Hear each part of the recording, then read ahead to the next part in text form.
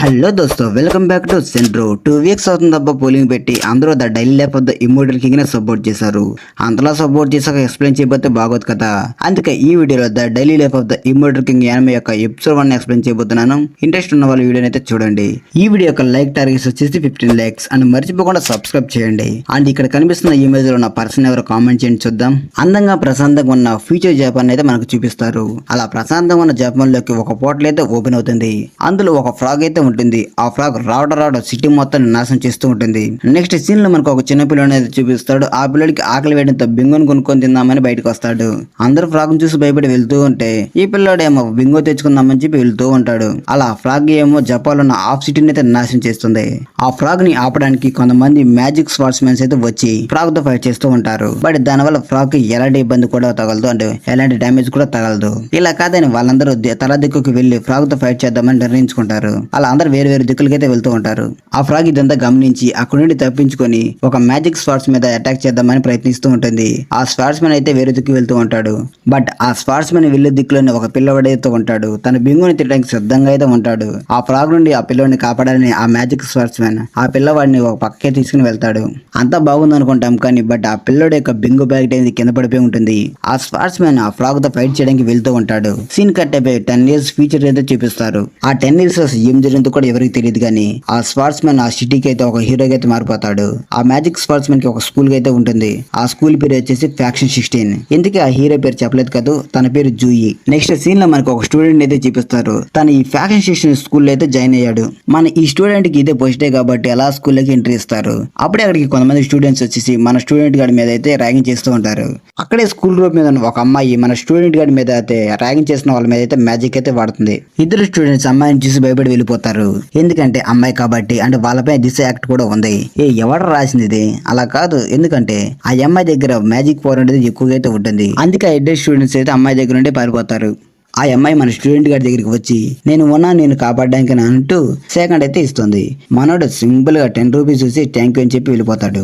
మనోడి దెబ్బకి అక్కడ ఉన్న వాళ్ళందరూ షాక్ అయిపోతారు. నెక్స్ట్ సీన్ లో టెస్ట్ అయితే జరగబోతుంది కాబట్టి అందరూ ఆ టెస్ట్ దగ్గరికి అయితే వెళ్తారు. అప్పుడే అక్కడికి మన జీ అయితే వస్తాడు. టెస్ట్ గురించి చెబుతూ ఇక్కడ ఉన్న ప్రతి స్టూడెంట్ స్పిరిచువల్ పోస్ట్ లో ఒక టెస్ట్ అయితే ఇవ్వాలి. దానిని ఆధారంగా చేసుకొని ఎవరు ఏ క్లాసెస్ కి వెళ్లాలో నిర్ణయించబడుతుంది. ఎవరైతే ఎక్కువ స్కోర్ అయితే స్కోర్ చేస్తారో వాళ్ళు క్లాస్ ఎలైట్ కి అయితే వెళ్తారు అని చెప్పి జీ అక్కడి నుండి అయితే వెళ్ళిపోతాడు. ఇందుకే ఆ టెస్ట్ ఏమిటంటే 10 years బ్యాక్ మన జూయి గారు ఒక ఫ్రాగ్ అయితే ఓడించారు కదా, దాని యొక్క ఫ్యూచువల్ ఫోర్స్ అయితే మనల్ని పనిచేయాలి. దాన్ని బట్టి వాళ్ళ యొక్క స్కోర్ అయితే నిర్ణయించబడుతుంది. మొదటిగా ఈ యానిమే క్రియేటర్ అయితే వెళ్తాడు. బట్ తను వీక్ గా ఉండటం వల్ల ఆర్డినరీ స్కూల్ కి అయితే ఎంపిక అవుతాడు. నెక్స్ట్ చెంచావ్ అయితే వెళ్తాడు. తన స్కోర్ వచ్చేసి 938 క్లాస్ ఎలైట్ కి అయితే ఎంపిక అవుతాడు. నెక్స్ట్ గో హావ్ అయితే వెళ్తాడు. తన స్కోర్ వచ్చేసి 886 తనైతే క్లాస్ ఎలైట్ కి అయితే ఎంపిక అవుతాడు. నెక్స్ట్ సురాంగ్ అని అమ్మాయి అయితే వెళ్తుంది. తన ఫ్రాగ్ మీద అయితే గట్టిగా పనిచేయడంతో తన ఫ్యూచువల్ పవర్ అనేది 2019 అయితే వస్తుంది. ఆ ఫ్రాగ్ మాట్లాడుతూ పిచ్చి స్టూడెంట్స్ ఇంకొంచెం పవర్ నాకు మీ ద్వారా లభిస్తే నేను మళ్ళీ నా వరలోకి అయితే వెళ్ళిపోతాను అనుకుంటూ ఉంటుంది. నెక్స్ట్ నేమ్ వచ్చేసి అనౌన్స్ అయితే చేస్తారు. తన పేరు వచ్చేసి వాంగ్లిన్. మనడు మనసులో నేను ఫ్రాగ్ ని కానీ కొంచెం పని చేస్తే దానికి చావే కాబట్టి లైట్ గా పని చేద్దామని చెప్పి తన పవర్ అయితే తగ్గించుకొని పని చేయబోతాడు. బట్ వాంగ్లిన్ యొక్క చిన్న పవర్ కి ఆ ఫ్రాగ్ ఫ్రిచువల్ పవర్ అనేది నాశనం అయిపోతుంది. దానితో ఆ ఫ్రాగ్ అనేది చనిపోతుంది. అప్పుడే మనకి బ్యాక్ స్టోరీ అయితే చూపిస్తారు. ముందుగా చిన్నపిల్లడు బింగం కొనడానికి వెళ్తాడు కదా, తానే మన వాంగ్లిన్. మనోడు బింగం తింటూ ఉన్నప్పుడు అడ్డం వచ్చిందని చెప్పి ఆ ఫ్రాగ్ ని కాల్తో పనిచేస్తాడు. దెబ్బకు నేలకైతే అత్తుకూడింది.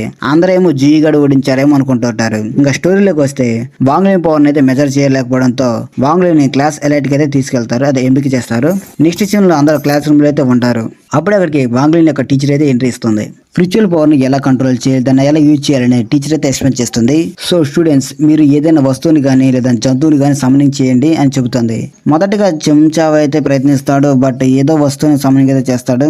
అది గమనించిన మన గోహ కూడా ప్రయత్నిస్తాడు. బట్ మనోడు చాలా రసకుడు అనుకుంటా ముందున్న అమ్మాయి యొక్క చిడిని అయితే సమనింగ్ చేస్తాడు.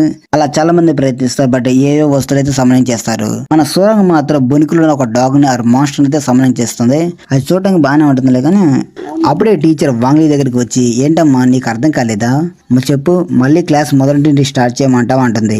వాంగ్లిన్ గడి ఎందుకు వచ్చిన గోల్ అని చెప్పి వాంగ్లిన్ స్పెల్లింగ్ యూజ్ చేస్తూ నా చుట్టూ చాలా జీవరాశులు అయితే ఉన్నాయి, ఇప్పుడు ఏం రాబోతుందో నాకు కూడా తెలియదు అని మంత్రాన్ని అయితే వాడతాడు. ఒక దెబ్బకి క్లాస్ నుండి ఒక పెద్ద శబ్దం అయితే వస్తుంది. అసలు వాంగ్లీ ఏం సమయం చేశాడని చూస్తే అక్కడ ఉంటుంది ఫ్రాగ్. అదేనాయ ఇందాకలా వాంగ్లీ చేతులు చనిపోయి చూసావా అదే ఇది. సురంగ్ ఆ ఫ్రాగ్ ను చూసి షాక్ అయిపోతుంది. ఆ ఫ్రాగ్ ఏమో వాంగ్లింగ్ అని చూసి షాక్ అయిపోతుంది. వాంగ్లింగ్ టీచర్ ఒక స్పెల్ ని వాడి ఫ్రాగ్ ని కాస్త డాగ్ అయితే మార్చేస్తుంది. వాంగ్లింగ్ గడేమో ఈ ఫ్రాగ్ ఏందబ్బా డాగ్ లో మారింది అనుకుంటూ ఉంటాడు. ఇందాక అంతలా భయపడిన ప్రతి ఒక్క స్టూడెంట్ ఫ్రాగ్ ను కాస్త డాగ్ గా మారడం చూసి డాగ్ దగ్గరకు వచ్చి డాగ్ నైతే ముద్దులాడుతూ ఉంటారు. వాంగ్లింగ్ క్లాస్ నుండి బయటికి వెళ్ళిపోతూ ఉంటాడు. టీచర్ వాంగ్లింగ్ చూసి సైలెంట్ గా ఉంటుంది. ఇక్కడున్న వీళ్ళందరూ ఏమో డాగ్ నైతే ముద్దులాడుతూ ఉంటారు. డాగ్ వాళ్ళ ప్రేమ తట్టుకోలేక అక్కడ నుండి అయితే పారిపోతుంది. ఇంతటితో ఎపిసోడ్ అనేది కంప్లీట్ అయిపోయింది. ఈ వీడియో ఎలా ఉంది కింద కామెంట్స్ లో కామెంట్ చేయండి. అండ్ ఆ ఫ్రాగ్ పేరు ఏమిటో కూడా కామెంట్ చేయండి. తెలియకపోతే నెక్స్ట్ ఎపిసోడ్ అయితే తెలుసుకోండి. ఈ వీడియోని ప్రతి ఒక్కరికి షేర్ చేయండి, లైక్ చేయండి, సబ్స్క్రైబ్ చేయండి. ఇంతటితో ముగిస్తున్నాం. రేపటి వీడియోస్ కోసం ఈ వీడియోని అయితే చూడండి. బాయ్.